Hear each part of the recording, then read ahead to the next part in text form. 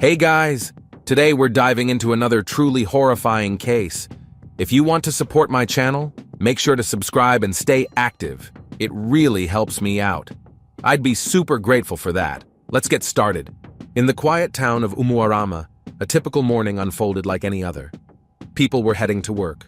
Familiar faces filled the streets, and the scent of fresh coffee still lingered in the air. No one could have imagined that something so deeply disturbing would occur on one of its quiet streets, something that would forever divide the town into a before and after. Nothing felt the same anymore. An entire family vanished overnight, leaving behind nothing but a haunting silence. It became a tragic event that residents would talk about for years to come. Umuarama is a town in the southern region of Brazil, located in the state of Paraná. It was home to the Soares family, well known throughout the community. The head of the household, Antonio Soares dos Santos, was born in 1956. A respected businessman, he ran a chain of fabric and accessory stores, not just in Umuarama but also in nearby towns. People saw him as honest, generous, and dependable. He was heavily involved in local charity work, often donating food to those in need, sometimes personally delivering meat and food packages to struggling households. On one occasion, he even welcomed an orphan into his home to raise as part of his family. His wife, Helena Mara dos Santos, born in 1958, was a modest and caring woman who always paid close attention to the needs of others. A full-time homemaker, she dedicated her life to creating a warm and stable home for her family. Helena rarely appeared in public, preferring to focus on her home life, but within her close circle, she was deeply respected for her calm and thoughtful nature. Antonio and Helena had two daughters. The elder, Evelyn Soares dos Santos, was born in 1981. Evelyn earned a law degree and went on to build a successful career in the legal system, eventually becoming a judge. Though she moved out early to start her career, she remained closely connected to her parents and younger sister. The younger daughter, Jacqueline Soares, was born in 1982. Unlike her sister, Jacqueline was more reserved and emotionally sensitive. She also studied law, but her career was less steady, often disrupted by personal challenges and emotional struggles that made it difficult for her to hold down long-term positions. She lived with her parents for most of her adult life, finding comfort and support in the family home. Jacqueline had a particularly close bond with her mother, and despite her quiet nature, she maintained warm and loving relationships with her family. The Soares family home was located in a peaceful neighborhood of Umuarama. Spacious and well-kept, it was more than just a house. It was a symbol of unity and care. It was where birthdays were celebrated, family dinners took place, and everyday life unfolded. Antonio and Helena made sure their daughters always felt secure, loved, and welcomed in that home. On the surface, the Soares family lived a stable, well-balanced life. Hard work, loyalty, and a commitment to traditional values were at the heart of their world. To neighbors and acquaintances, they seemed like the picture of integrity and success, built through honest effort and deep family bonds. This strong foundation supported the Soares family story, one that, up until a certain point, looked no different from countless others in small-town Brazil. But what unfolded later would reveal just how quickly even the most solid life can unravel. Jacqueline Soares met Jean-Michel de Souza Barros when she was about 39 years old. Their paths crossed by chance. Jean was around the same age, appeared well put together, and gave the impression of being someone who could offer the kind of emotional support Jacqueline had long been seeking. At the time, Jean-Michel held a public sector job, had a steady income, and came across as confident. He carefully crafted the image of someone dependable and caring, which quickly won Jacqueline's trust. In those early days, he seemed to offer exactly what she needed: stability, attention, and emotional presence. Their relationship moved fast. Jacqueline's parents, Antonio and Helena, observed the situation with cautious optimism. They hoped this new connection would bring their daughter a sense of peace and security. They didn't voice strong concerns, choosing instead to step back and allow the relationship to evolve naturally. Still, from the very beginning, anyone paying close attention might have noticed some unusual patterns in Jean's behavior. He showed an intense interest in where Jacqueline went and who she spent her time with, questions that often pushed the boundaries of casual curiosity. His remarks about her clothing or social circle initially came off as jokes but gradually turned more insistent and critical. Evelyn Soares dos Santos, Jacqueline's older sister, later recalled seeing signs of excessive control in Jean's actions. Even in the early stages of their relationship, his behavior didn't always align with healthy boundaries. He expressed jealousy over Jacqueline's professional interactions and often complained about her conversations with colleagues in the legal field. As time passed, Jean began to steer Jacqueline away from her usual social engagements. Her visits to the legal association, meetups with friends, and attendance at public events started to dwindle. She began spending most of her time with him, gradually disconnecting from her familiar circles. For Jacqueline, someone who often looked outward for stability, this growing isolation at first seemed like care and protection, but it slowly became a method of control. Antonio and Helena, while striving to keep a close and supportive relationship with their daughter, noticed the shift in her demeanor. Jacqueline grew more withdrawn, shared less about her thoughts, and sometimes justified Jean's mood swings by saying he was just going through a tough time. Hoping not to add pressure, her parents remained patient, believing the situation might eventually settle on its own. Over time, Jean began asserting more influence over Jacqueline's life and, by extension, her family. He was showing up more often at the Suarez home, joining family dinners, participating in holidays, and presenting himself as someone who genuinely wanted to be part of their world. To outsiders, first impressions of Jean were mixed. Some saw a man trying to build a bond. Others felt uneasy about his tone and demeanor.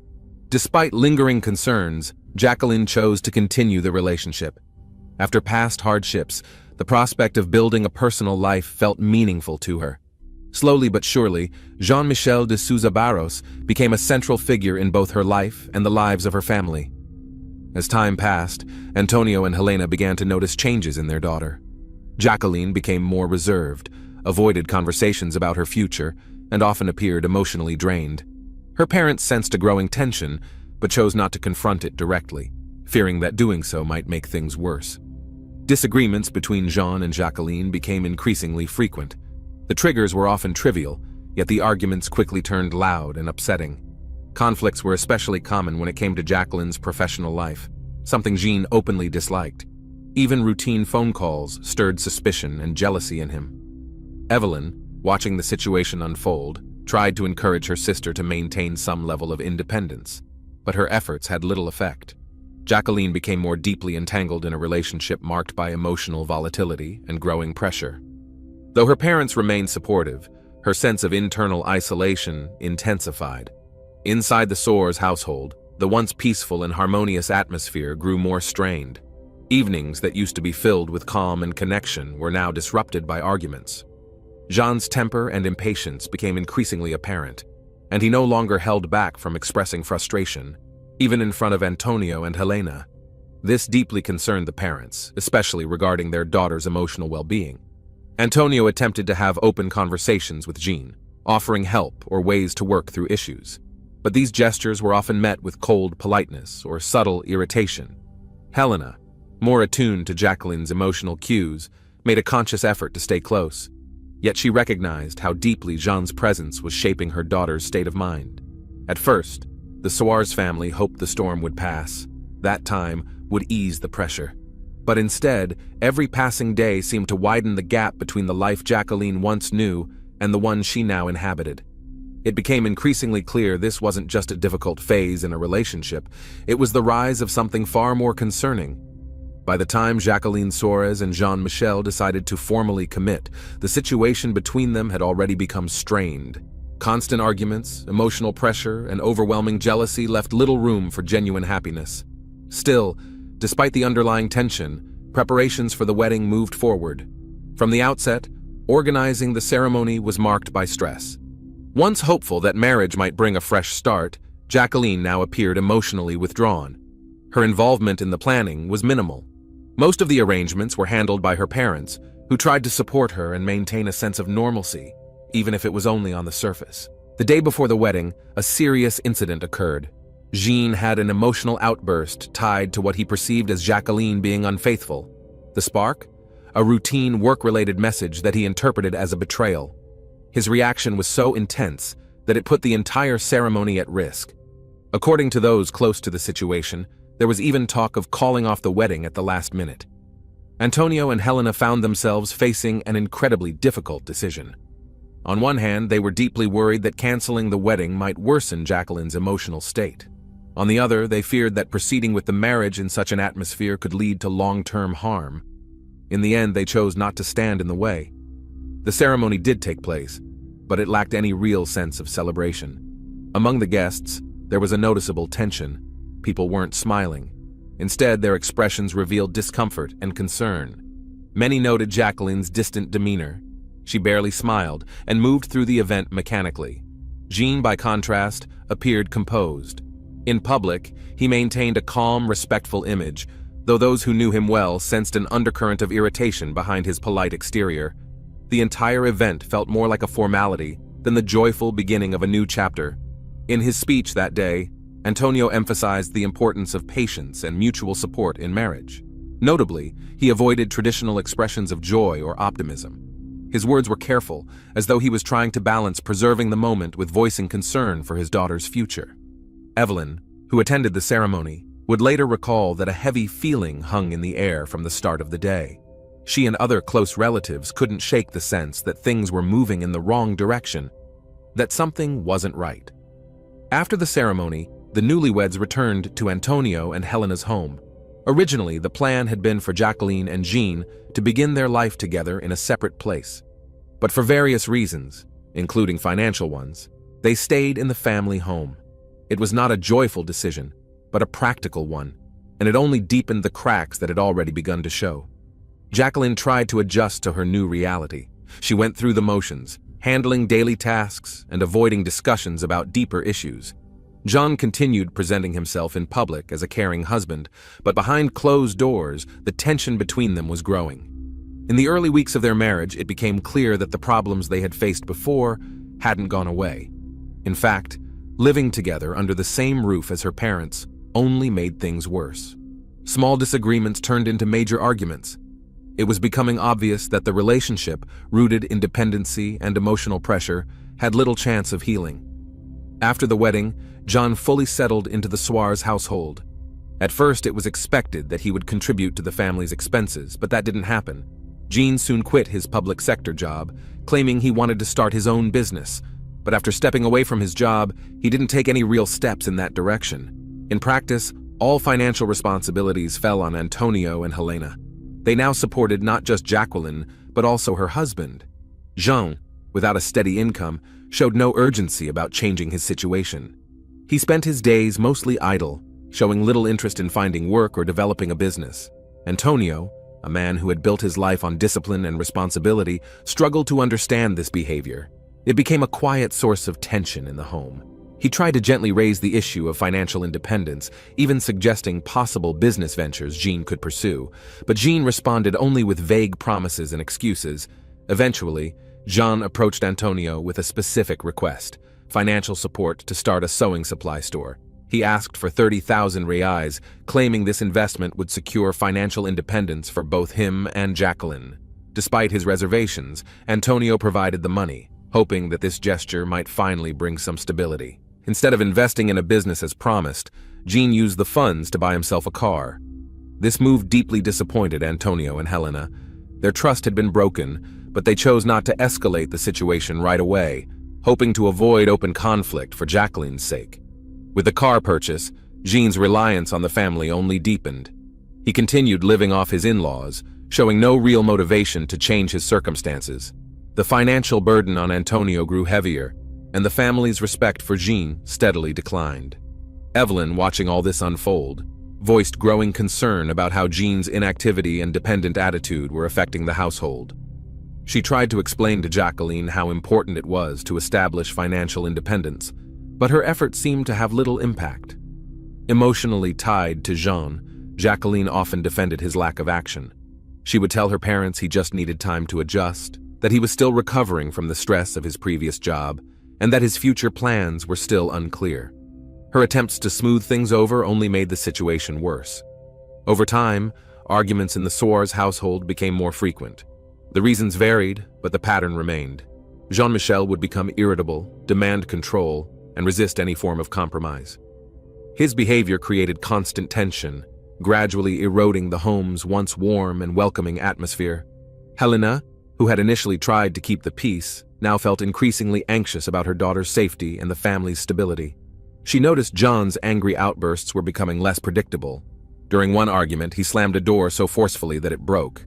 That incident became a red flag for Helena, a sign that the situation might escalate further. One of the most alarming moments came after an intense argument, which led Antonio to take serious protective action.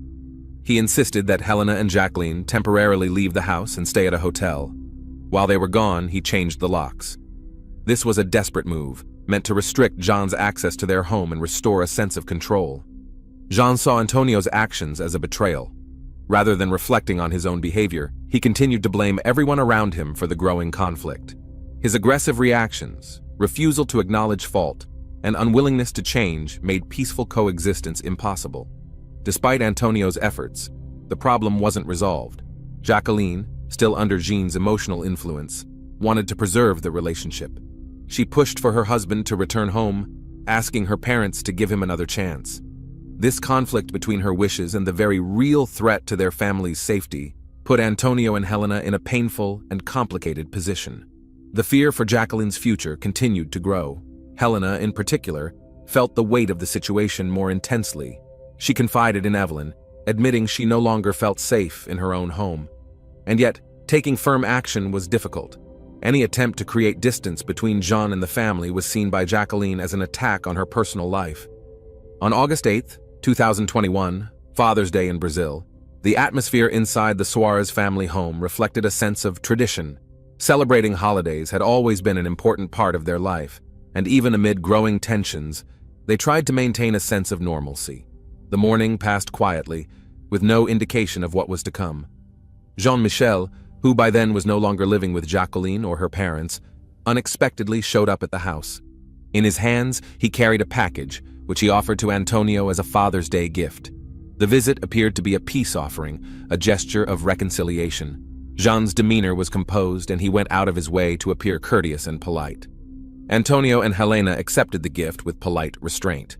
They didn't show much enthusiasm, but they also didn't refuse it, aiming to keep the situation calm and avoid triggering more conflict. Jacqueline, observing from the side, appeared tense, but tried to maintain her composure as well. Jean stayed at the house for about an hour. The conversation during that time remained on the surface, avoiding any contentious topics. He behaved calmly and didn't provoke any arguments. When he left, there was a lingering sense of ambiguity. His visit felt oddly out of character given the past conflicts and intense outbursts.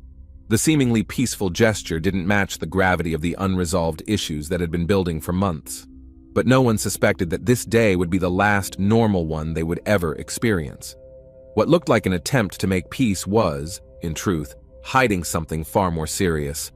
Behind Jean's outward politeness were intentions no one could have imagined at the time.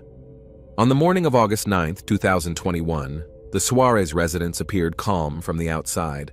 Their housekeeper, who arrived early as usual, expected to be greeted by the familiar sounds of morning routines, activity in the kitchen, movement in the hallways. Instead, what met her was an eerie silence.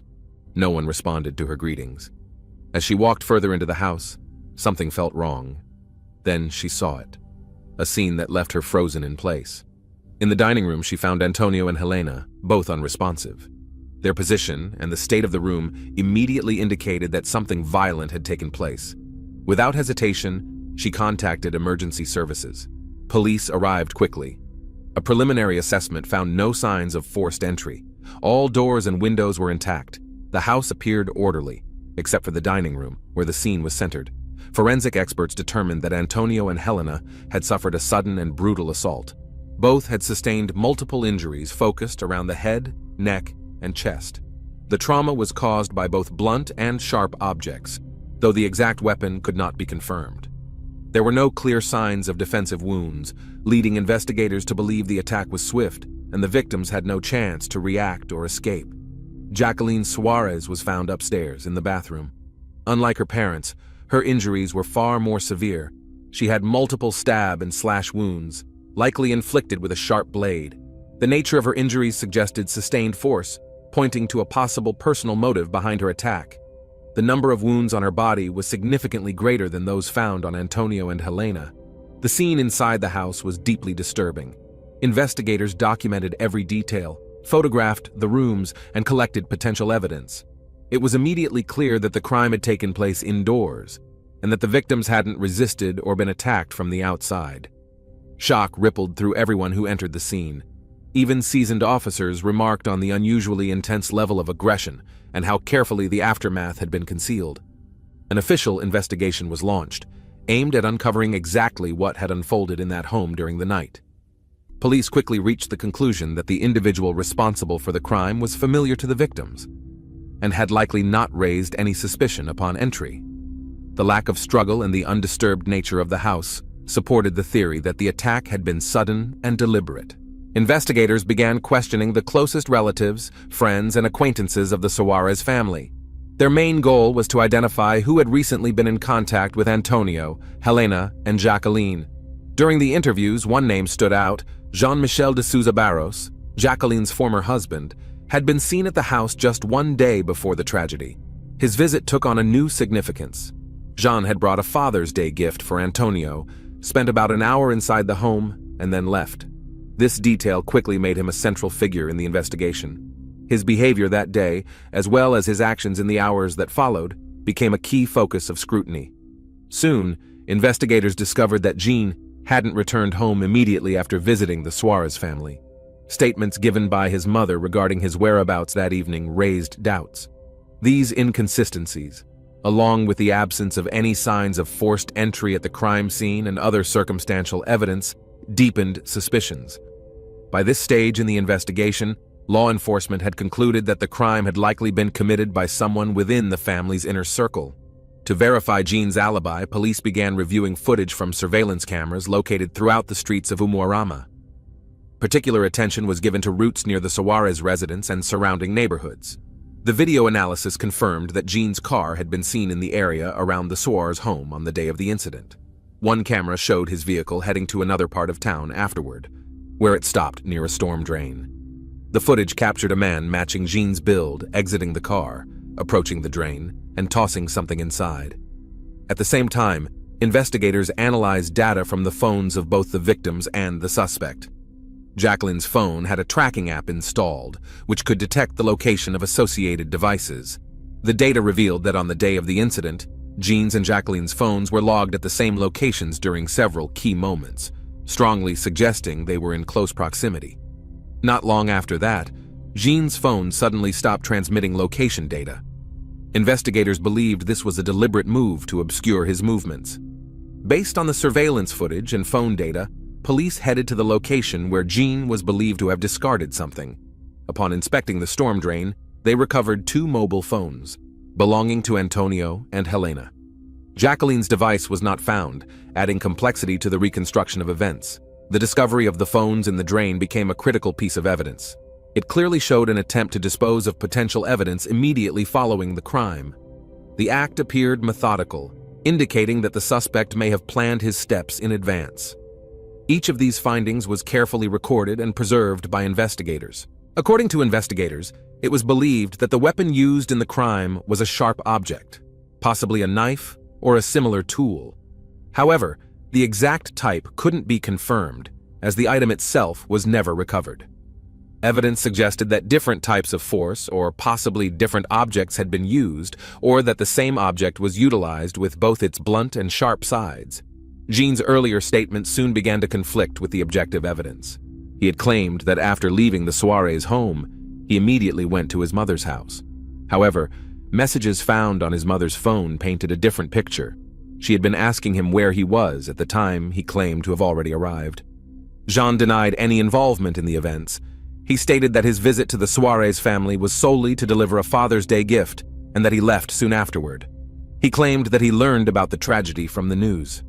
When questioned about the physical evidence, he gave evasive answers or dismissed the findings as coincidences. However, the combination of surveillance footage, inconsistencies in Jean's story, the discovery of discarded phones, and forensic data formed a coherent timeline. At this point, police had sufficient grounds to believe that Jean-Michel de Souza Barros had deliberately attempted to cover his tracks after committing a serious crime. A forensic examination of the Suarez home provided critical new evidence. Specialists used chemical reagents to detect hidden traces of blood. Multiple traces were found throughout the house. especially in the hallways, stairwell, and kitchen. Analysis showed that an effort to clean up had been made shortly after the crime. Water stains and cleaning detergent marks were identified on the floors, along with signs of a mop and a garden hose having been used, indicating a deliberate attempt to erase evidence. Amid this data, particular attention was drawn to footwear impressions found throughout the home. Upon studying these prints, forensic experts noticed an unusual detail. There were two distinct tread patterns, both left by flip-flops. The shapes and sizes didn't match, initially raising the possibility that more than one person had been involved. Further analysis revealed that the differences in sole patterns actually belonged to the same individual. Each print matched a different brand of flip-flop, but the stride length, pressure points, and walking style were identical. This led investigators to conclude that one person had been wearing a mismatched pair, flip-flops from two different manufacturers. During a search, Jean-Michel's black flip-flops were seized. Examination confirmed that the left and right shoes came from different brands. This became a crucial piece of evidence in matching the prints found at the crime scene. Forensic experts conducted a detailed comparative analysis. The shape of the soles, patterns of wear, and pressure distribution matched exactly with the prints discovered in the house. Such a match was highly unlikely to occur by chance, especially given the unique nature of the mismatched footwear. Additional reviews of the scene revealed that the footprints were not random. Instead, they indicated deliberate movement between the bodies and sources of water, from the kitchen to the front door. This pattern showed that the individual was familiar with the layout of the house and was acting intentionally after the crime had been committed. The presence of footprints made by two different flip-flops, confirmed to belong to one person, further reinforced the theory of premeditation. The identification of Jean's footwear as matching the prints found at the scene became a key piece of evidence linking him to the crime at the time it occurred. The forensic conclusions ultimately dismantled any theories that the tragedy was a result of an accidental loss of control or the actions of an unknown outsider. The picture was becoming increasingly clear. The crime had been committed by someone who knew the layout of the house, acted deliberately, and made conscious efforts to cover their tracks. After charges were filed, Jean-Michel's defense team launched an aggressive effort to challenge the evidence gathered by investigators. Their primary strategy was to highlight any details that might raise doubt in the minds of the jurors. One of their main arguments focused on the size of the footwear. The defense insisted that the flip-flops seized from Jean were smaller than his actual shoe size. During the trial, Jean was asked to try them on, and it was visibly clear that the flip-flops appeared tight. His attorneys argued that this discrepancy pointed to either a mishandling of evidence or a potential mistake by investigators. However, prosecutors reminded the court that Jean had voluntarily handed over that specific pair of flip-flops. Furthermore, forensic experts confirmed that the tread patterns and wear marks found at the crime scene perfectly matched the seized footwear, making the size argument far less significant. Another point raised by the defense concerned the blood traces found on a t-shirt recovered from Jean's residence. His lawyers claimed that the bloodstains could have resulted from everyday incidents, such as minor cuts or contact with animal blood. They attempted to portray this evidence as unreliable, noting that the biological material was too minimal for comprehensive analysis. Despite these efforts, the overall body of evidence, including Jean's movements, lack of a credible alibi, the recovered phones, the matching shoe prints, and his conflicting statements, continued to build a strong case for his involvement. The defense's attempts to undermine the evidence struggled against the logical and consistent narrative constructed by the investigation. Jean-Michel's behavior following the tragedy became another crucial factor. His detached reaction, lack of visible grief, and quick move to claim inheritance rights raised serious suspicions. Just weeks after the Soares family's deaths, Jean began legal proceedings to be recognized as the widower of Jacqueline Soares, positioning himself to inherit her assets. This action stunned not only the relatives of the victims, but also the wider community of Umuarama. For many, it served as a moral confirmation of his guilt. Jean's actions immediately following the tragedy suggested a clear financial motive, and they further dismantled any image of him as an innocent party affected by unfortunate circumstances. After a careful review of the evidence, the jury found Jean-Michel guilty of committing a crime against 3 individuals. He was sentenced to 86 years and 8 months in prison and ordered to pay 450,000 Brazilian reais in restitution to the victim's family. While the verdict was seen as a triumph of justice, No ruling could undo the profound loss that had already been suffered. After the verdict, a heavy silence fell over the Soares family home. The only surviving member was Evelyn Soares dos Santos, now left without her parents and sister. Although there was some comfort in knowing the responsible party was held accountable, the pain of loss remained. For Evelyn, a new chapter began, one where every memory of the past carried the weight of grief. The house that once symbolized warmth and unity stood as a silent witness to a tragedy that forever changed the lives of everyone connected to it. In Umuarama, the story of the Soares family remains a stark reminder of how dangerous misplaced trust can be, even toward those once welcomed into your home. Thanks for watching, everyone. Your support means a lot to me, and you can help my channel grow by hitting that like button, dropping a comment, and sharing this video. Your engagement really makes a difference. See you soon.